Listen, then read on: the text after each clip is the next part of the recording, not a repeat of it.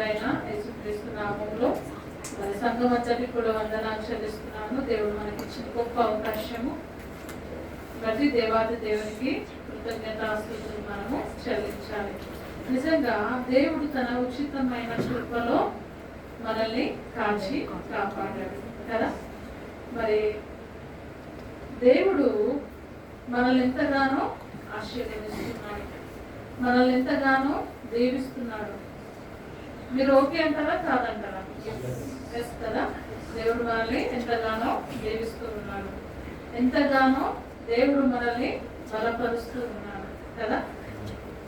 నిజంగా దేవుని దగ్గర మనం ఏదైతే మనవి చేస్తామో, దేవుని దగ్గర మనం ఏదైతే అడుగుతున్నామో అనుదినము దేవుడు మనల్ని క్షేమంగా కాచి కాపాడుతూ ఉన్నాడు. అవునా కదా. పట్టుదలతో ప్రార్థన చేసినప్పుడు దేవుడు కార్యాలు చేస్తున్నాడు కదా. మరి జంతర్ మంతర్ దగ్గర ఏం జరిగింది? యవన బిడ్డలంతా యూత్ అంతా పట్టుదలతోనే పోరాడారు కదా. పట్టుదలతో పోరాడినప్పుడు వారు ఏం చేశారు? విజయాన్ని. వారిని అడ్డుకోవడానికి ఎవరికి చేత కాలేదు కదా. అంటే యవ్వన బిడ్డలు తలుచుకుంటే ఏదైనా వారు చేయగలుగుతారు. అందుకే యవ్వన బిడ్డలు మరి మన దేశానికి ఒక మరి క్షేమం వారు, ఎందుకంటే రానున్న తరాలకు వారు ఆశీర్వాదకరంగా ఉంటారు కదా. మరి వారు అంతగా పోరాడినప్పుడే ఈ లోకంలో ఉన్న అధికారులే వారికి న్యాయం తీర్చినప్పుడు, మరి మనము పోరాడుతున్నప్పుడు కదా, మనము పోరాడుతున్నప్పుడు మన న్యాయాధిపతి మనకు తప్పకుండా న్యాయము చేస్తారు. అవునా కదా. నమ్మిన వారందరూ ఒకసారి హల్లెలూయా చెప్పండి. హల్లెలూయా, హల్లెలూయా. నిజంగా విజయాన్ని చూసినప్పుడు చాలా సంతోషం అనిపించింది కదా. అందరూ ఏకీభవించి అక్కడ ఒక గొంతుతో వారు పోరాడారు. మరి మనము కూడా ప్రతిరోజు కూడా ఏకీభవించి మరి దేవుణ్ణి అడుగుతూ ఉన్నాం. ప్రతిరోజు రాని వారు అనుకోవచ్చు మా గురించి ఎవరు అని, కానీ నేనేం చెప్తాను తెలుసా? రాని వారితో మీరు రాకపోయినా మీ గురించి మేము ప్రార్థన చేస్తున్నాం, మీ గురించి మేము అడుగుతున్నాం, అందుకే క్షేమంగా.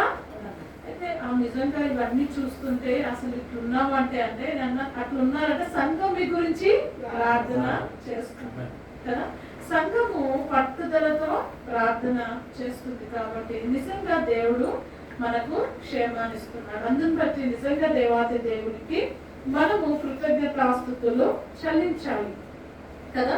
మరి నిజంగా నా శత్రువు ఎదుట నీవు నాకు భోజనము సిద్ధపరచుదువు, నూనెతో నా తల అంచి ఉన్నావు, నా గిన్నె నిండి పొందుచున్నది. ఎవరి దగ్గర అంటండి?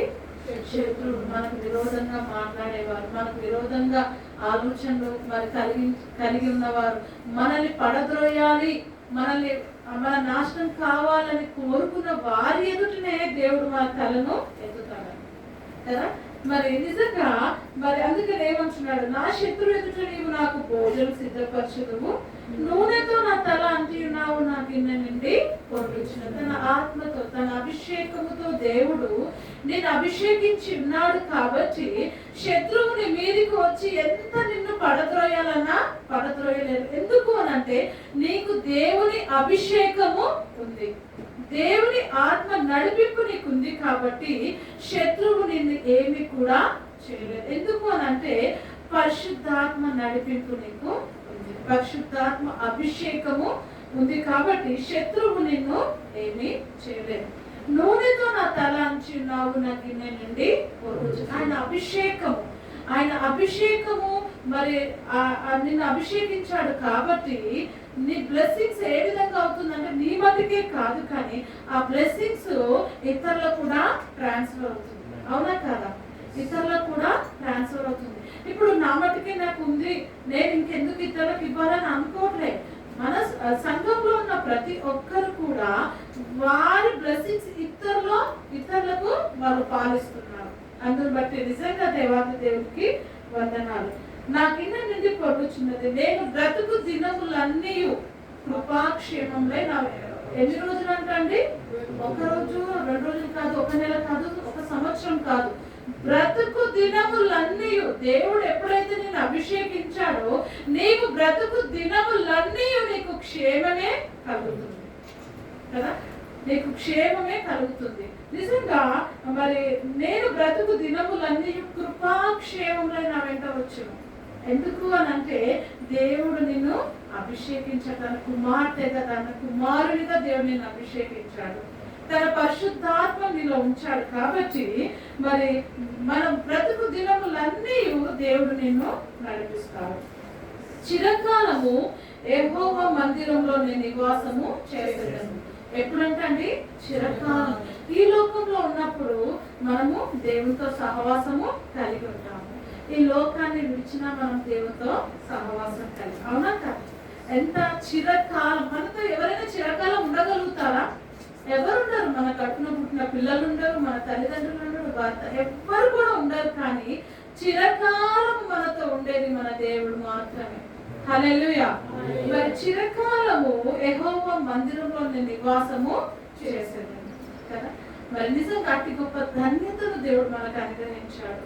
కాబట్టి అందుకనే దావీదు మహారాజు ఎంత గొప్పగా యెహోవా నా కాపరి, నాకు లేమి కలగదు, నాకు లేమి ఉండదు. ఎందుకు అనంటే దేవుడే నాకు కాపరిగా ఉన్నాడు, దేవుడే నన్ను నడిపించేవాడు, దేవుడే నన్ను పోషించేవాడు, దేవుడే నన్ను సంరక్షించేవాడు. కాబట్టి ఇంకా నేను దేనికి భయపడను కదా.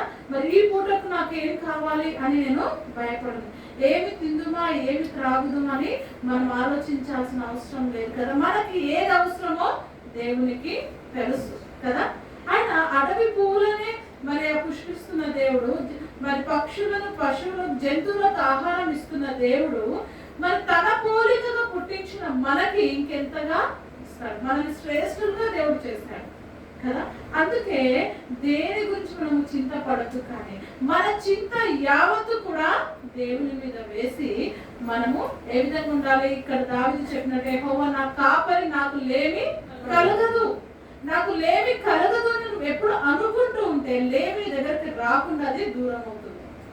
ఎందుకు అని అంటే దేవుడు నీ నోట జీవమును మరణమును ఎవరి నోట ఇచ్చండి? మనందరి నోట దేవుడు ఉంచాడు. నువ్వు ఏదైతే విత్తుకుంటావో ఆ పంటనే కోస్తావు కదా. నీవు ఎప్పుడు లేమి లేమి నాకు ఏమి లేదు ఏమి లేదంటే అట్లనే ఉంటుంది. దేవుడు యెహోవా నా కాపరి, నాకు లేమి కలగదు కదా. మరి అటువంటి మాటలు ఎప్పుడు నువ్వు వచిస్తూ ఉంటే, ఉచ్చరిస్తూ ఉంటే నీ నోట నుండి మరి ఆటోమేటిక్ గా నీకు సమృద్ధి కలుగుతుంది. కాబట్టి ఉదయ కాలము మనం మాట్లాడే ప్రతి మాట మనకు దీవెనకరంగా ఉండాలి, దేవునికి మహిమకరంగా ఉండాలి కదా. దేవునికి అంటే మనం మాట్లాడుతున్న మాటల వలన దేవుడు మహిమపరచబడాలి, ఇతరులకు ఆశీర్వాదకరంగా ఉండాలి కదా. అప్పుడు నువ్వు బ్లెస్ అవుతావు. కాబట్టి దేవుడు మనల్ని శ్రేష్ఠులుగా చేశాడు. ఆషామాషిగా మనము పుట్టిన వారము కాదు. తన విలువైన రక్తాన్ని ఇచ్చి దేవుడు నిన్ను నన్ను కొన్నాడు, తన సొత్తుగా, తన ప్రజగా. కొనడం అని అంటే ఇప్పుడు ఏదైనా మనము మన పిల్లలు ఏదైనా బహుమతి అడిగితే వాటి కోసం ఎంతగా కదా మనకు మించి అడిగారనుకోండి, ఎంత ప్రయాసంతో డబ్బులు కూడబెట్టుకొని ఎంత కష్టపడి మనం కొని వారికి గిఫ్ట్ ఇస్తాం కదా. దేవుడు తన విలువైన రక్తాన్ని ఇచ్చి మనల్ని కొన్నాడు కదా.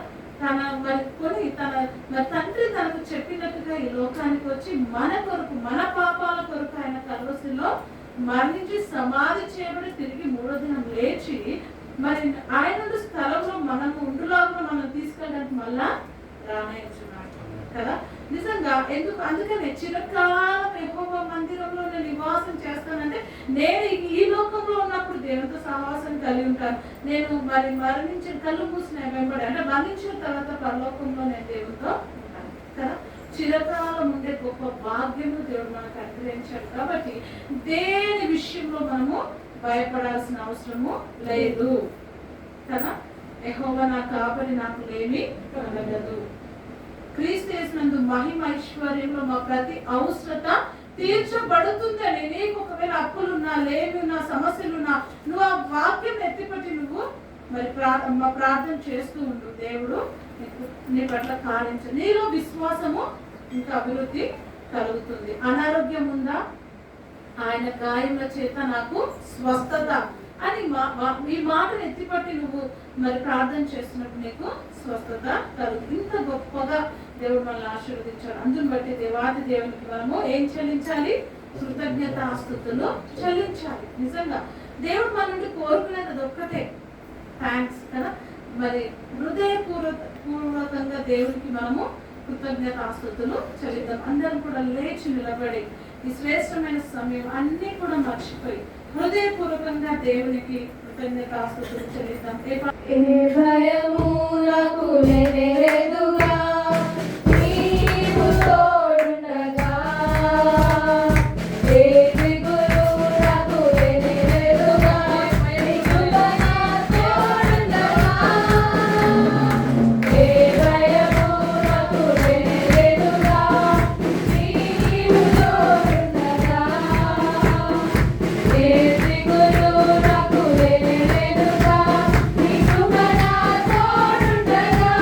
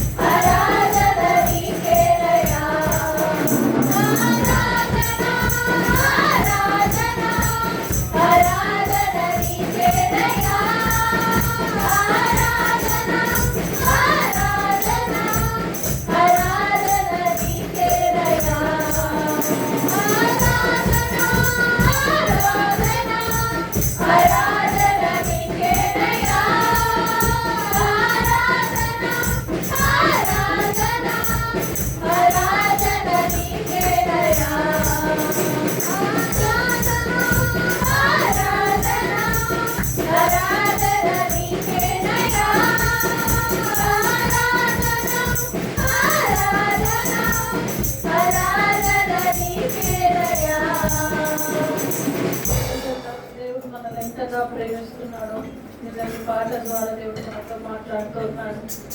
ఎంత లోతున పడిపోయినా కానీ పైకి ఎత్తే గొప్ప దేవుడు అండి. ఈ లోకంలో మనం పడిపోయినట్లయితే, ఆర్థికంగా పడిపోయినా, మరి మనకున్న స్థితిని బట్టి మనం ఒకవేళ పడిపోయినా ఎవరు మనల్ని పైకెత్తడానికి ముందుకు రారు. మన గురించి ఎన్నో మాటలు మాట్లాడుకుంటూ ఉంటారు, ఎన్నో వ్యతిరేకంగా మన గురించి ఆలోచన చేస్తూ ఉంటారు. కానీ నిజంగా దేవాది దేవుడు ఒక్కడు మాత్రమే పడిపోయిన మనల్ని పైకెత్తడానికి, నిజంగా మనల్ని పైకెత్తి నిలబెట్టే గొప్ప దేవుని మనం కలిగి ఉన్నాము. నిజంగా అందుని బట్టి పగిలిపోయిన పాత్ర, నిజంగా ఎన్నో జీవితాలు మరి పగిలిపోయిన పరిస్థితిలో ఉన్నప్పుడు నిజంగా అట్టి పగిలిపోయిన దాన్ని ఇంకా ముక్కలు చేయాలని చూస్తారు, కానీ ఎవరు అర్థ పెట్టాలని చూడరు. కానీ దేవాతి దేవుడు పగిలిపోయిన పాత్రను కూడా సరిచేసిన మంచి కుమ్మరిగా ఉన్నాడు. అందుని బట్టి నిజంగా మనం దేవుడికి కృతజ్ఞతాస్తుతులు. అందుకే భయపడాల్సిన అవసరం లేదు. ఎందుకో నచ్చే నిజంగా ఎంత మరి ఘోర పాపినైనా క్షమించే దేవుడు.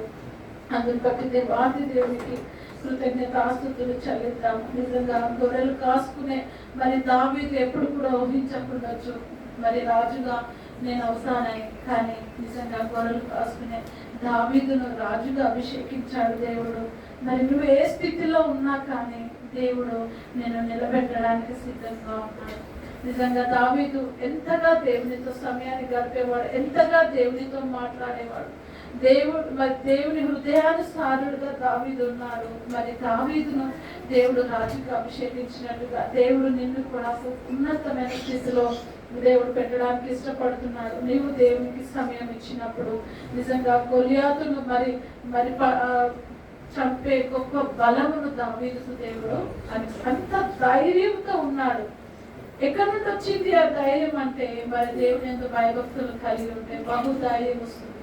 అట్టి ధైర్యముతో దావీదు గొలియాతును చంపే బలాన్ని, మన బలహీన పరిస్థితిలో మరి నిజంగా మనకు బలమునిచ్చి మనల్ని ముందుకు నడిపించే గొప్ప దేవుని మనం కలిగి ఉన్నాం. అందుని బట్టి దేవాది దేవునికి కృతజ్ఞతాస్తుతులు చెల్లిద్దాం. నిజంగా భయపడకుండా ధైర్యంతో ముందుకు వెళ్దాం. దేనికి మనం భయపడాల్సిన అవసరం లేదండి. ఎందుకంటే దేవుడు మనకు తోడుగా ఉన్నాడు. ఘోర పాపి అయిన రాహాబును దేవుడు ప్రేమించాడు. ఈ లోకంలో మనము తెలిసి తెలియక చేసిన పొరపాటు ఎత్తిపట్టి మనల్ని ఎంతగానో అందరూ అంటున్నప్పుడు ఎవరికీ భయపడాల్సిన అవసరం లేదు. ఘోర పాపిని ప్రేమించిన దేవుడు, రక్షించిన దేవుడు నీ పరిస్థితిని మార్చగలడు. నిజంగా మరి దేవుడు మరి ఆ నిజంగా రాహాబు మరి జీవితాన్ని మార్చేశాడు. దేవుడు నీ జీవితాన్ని కూడా మార్చి ఒక ఉన్నతమైన స్థితిలో పెట్టడానికి, తన కుమార్తెగా, తన కుమారునిగా నిన్ను పెట్టడానికి దేవుడు ఇష్టపడుతున్నాడు. నువ్వు దేవుని దగ్గరకు వచ్చినప్పుడు దేవుడు నీ దగ్గరికి. కాబట్టి ఎవరు కూడా భయపడాల్సిన అవసరం, నీ పరిస్థితిని బట్టి మరి దేనికి కూడా నువ్వు భయపడుతుంది. దేవుడు మరి నిత్య జీవాన్ని ఇవ్వడానికి దేవుడు మరి లోకానికి వచ్చి ఉన్నాడు. ఇంత గొప్ప దేవుని కలిగి ఉన్నాం.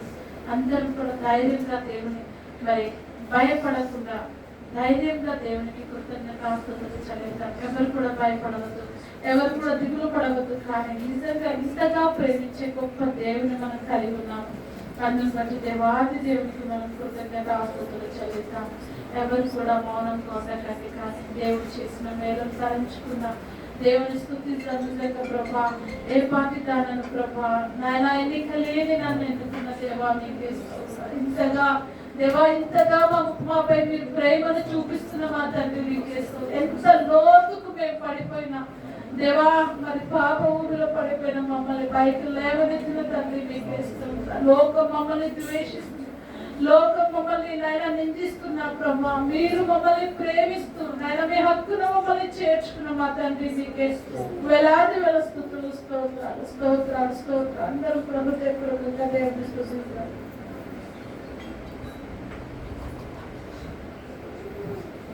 మహిమకు పాత్రుడా, ఘనతకు అర్హుడా, మా చేతులెత్తి మేము నిన్నారాధించు. మహిమకు పాత్రుడా, ఘనతకు అర్హుడా, మా చేతులెత్తి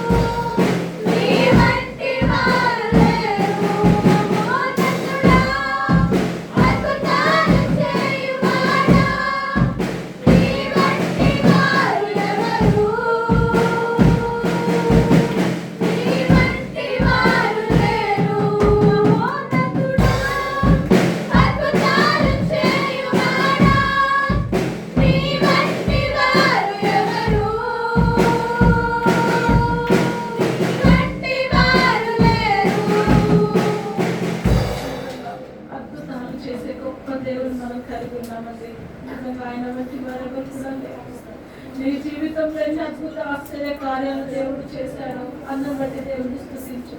దేవా, నా కుటుంబంలో మీరు చేసిన అద్భుత ఆశ్చర్య కార్యాలను మర్చిపోతున్నారు. దేవా, మా జీవితంలో దేవా మీ కృపలో మా పట్ల మీరు దృష్టి కలిగి ఉన్న దేవా మీకే స్తోత్రం.